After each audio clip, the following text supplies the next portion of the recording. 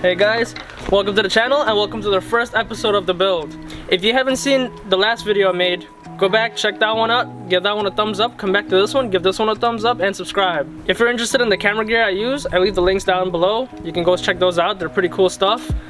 Super affordable prices, so if you need anything, pick those up. It's cold, so let's get on with the video.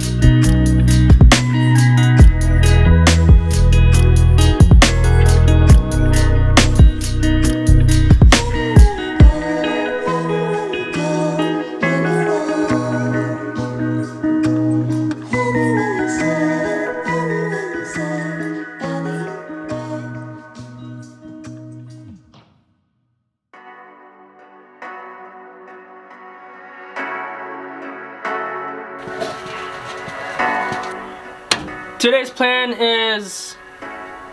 What is today's plan? Right, today's plan is going over the history of this car, basically how it started, where it came from, all those little details. So let's get into it.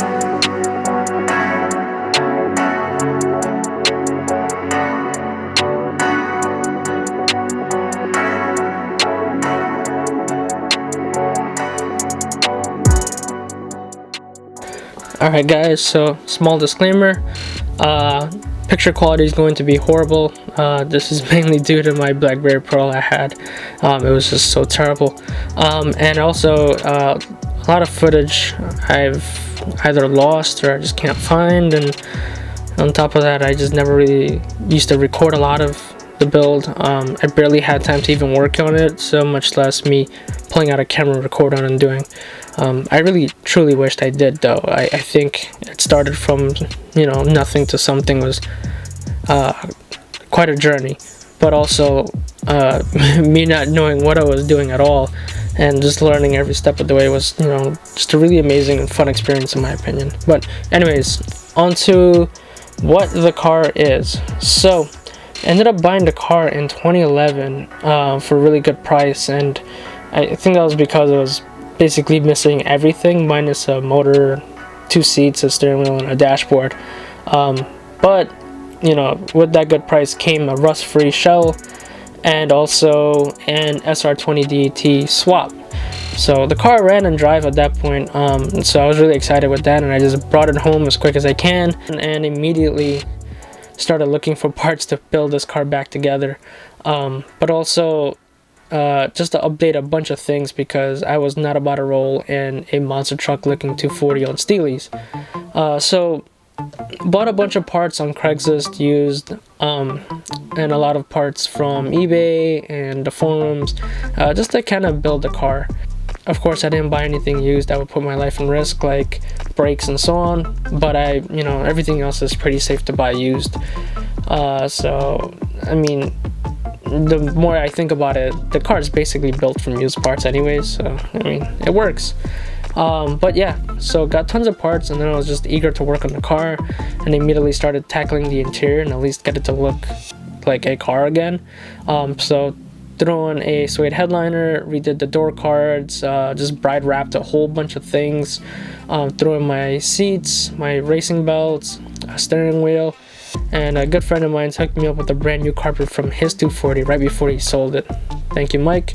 And I also bought another 240 around this time. It was automatic with a blown transmission, and I basically just ripped out all the good stuff inside the car, tons of plastic interior bits, and I just built my car back to looking like a car again, inside at least.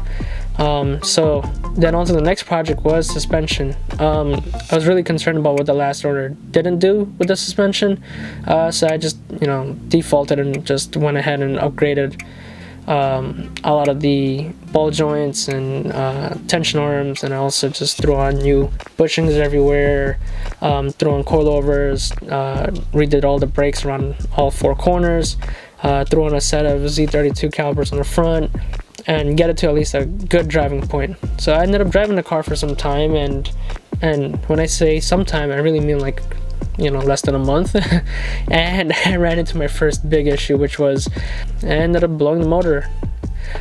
Spun the bearing. I was super bummed out about it, but I was not gonna let that stop me. So pulled the motor out, bought a whole bunch of supporting parts for that, got a new turbo kit, threw on a fuel pump, rock arm stoppers, large capacity oil pan, relocated the oil filter, and all that sort of bits. And, you know, just to really get it into a good point. So threw it back in. It looked so good. It was so beautiful. But everything else on the outside of the car looked like trash.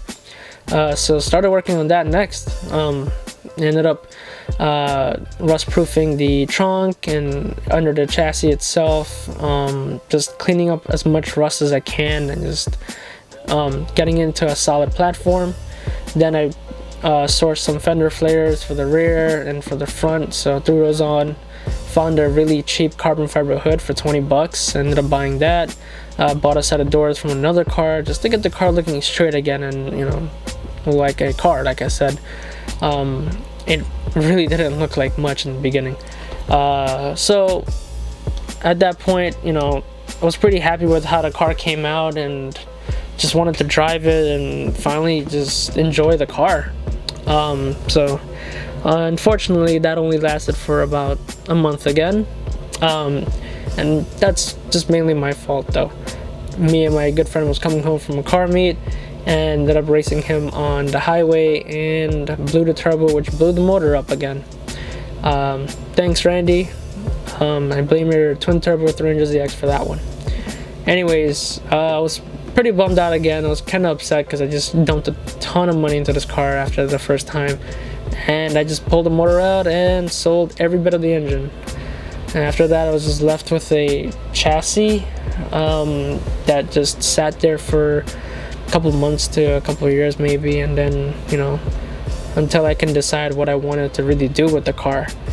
And that leads up to 2018, where I found a kit on the forums for sale, and I was like, you know what, maybe this will work and it'll probably be more reliable than anything else. So that's the first thing I did, was jump ahead and buy that, and then, well, it kind of just snowballed from there. Well, see you guys in part 2.